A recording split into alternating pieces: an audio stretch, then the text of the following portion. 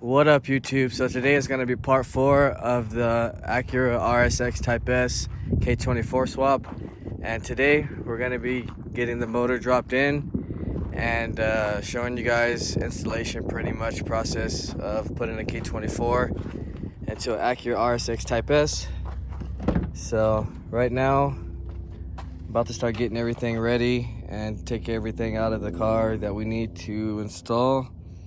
And hopefully after this, the next video, we can get the cars running and started and driving so we can get this thing out of here. So first thing we're gonna do is drop the engine in and get all 4 mounts bolted up, and then we'll start from there. All right, so we're back now and the motor is installed. All 4 mounts: driver, passenger, front, and the rear T-bracket. So now I can take off the chain. That's all safe now. Next thing we're gonna get going to is just simple stuff. So 212s for the power steering. That'll get that mounted up.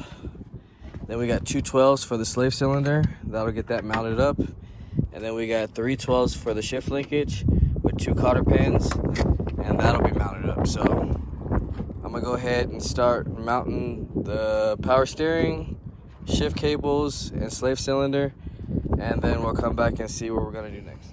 All right, so we got our 212s for the power steering on, the 212s for the slave cylinder, and the 312s for our shifter cables. So let's go see if this thing can actually shift and make sure the pedal's stiff. It should be, because it actually just had everything serviced. So see the clutch pedal, yeah, it feels real stiff. And the shift linkage, just perfect. All right, so next thing we're gonna get to is, well, we're gonna take off these hoses so we can get ready to put the heater hoses on.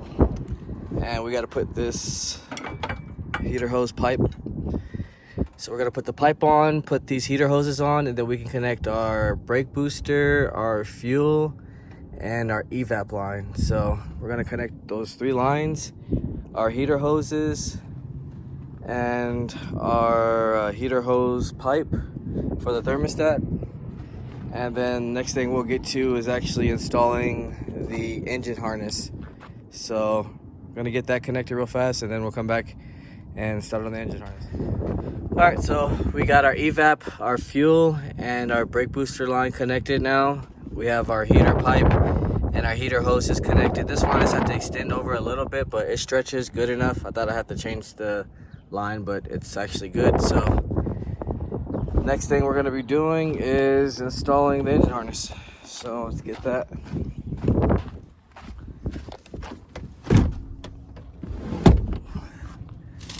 Now, if some people have trouble, I'll show you guys the easiest way to install the harness.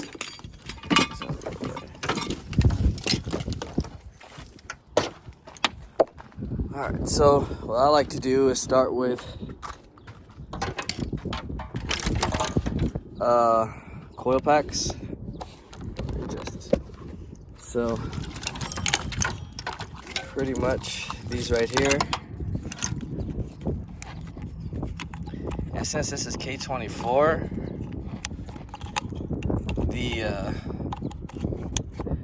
harness over here is going to be kind of tight. So we'll get to that in a little bit. But let's see. So all this is our charge harness. Yeah. This is the part we want. So next we want to get to is the injectors. So we're running. Let's get this bolt out the way. It's gonna go right there. Slide this under. Yeah, so the injectors. All right, so the camera cut out right now because I'm kind of running out of time. So I'll try to speed this up a little bit so you guys can just see the main sensors. It is to install, so it's pretty simple. Now we got our injectors. And make sure this ground goes at least right here or on the manifold. if you're a Honda and you're running like an aftermarket gasket, you definitely want to run the head stud instead. So that's just a 10 ground. All these over here, and then see, we got our idle air control valve.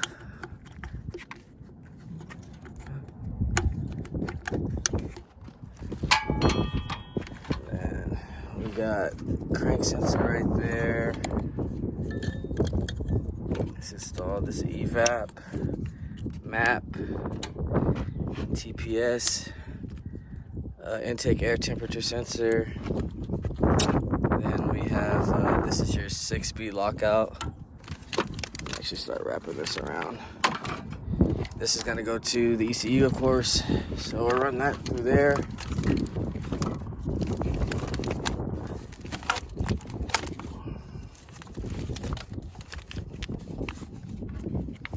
And so I'm pretty much probably gonna unwrap this to extend this over to the temperature sensor, and to bring this down.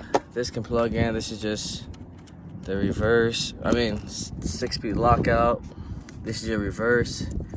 Kind of need to stretch it out, but yeah, I'm gonna take this off and rewrap it. So other sensors are pretty much, I changed out the VTEC solenoid from the Type S, so that's ready to go. You can either change out the solenoid or just the complete sensor.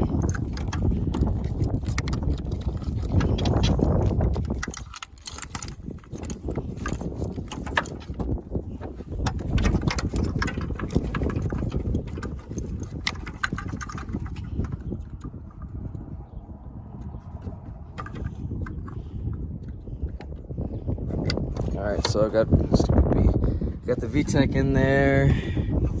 Oil pressure is in. And then we got crank at the bottom, which I changed the sensor from the K20. So hanging down here somewhere.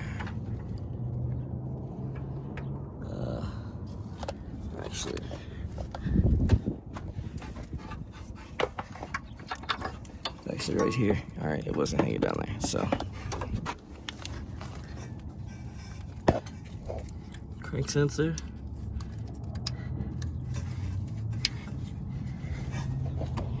And then we got VDC right here.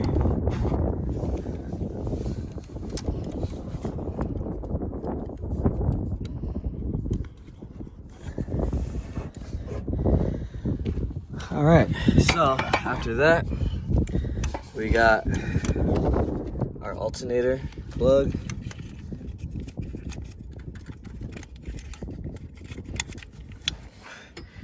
And then this is just the 10. We'll do that with the other ground on top. And then we got starter and starter signal.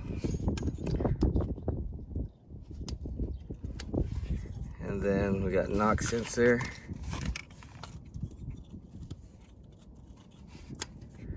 And then I'll put the 12 on for the starter power. And then the last one we have should be speed sensor. Also, we have to connect this. So I'm gonna connect this. This is the two 8mm bolts.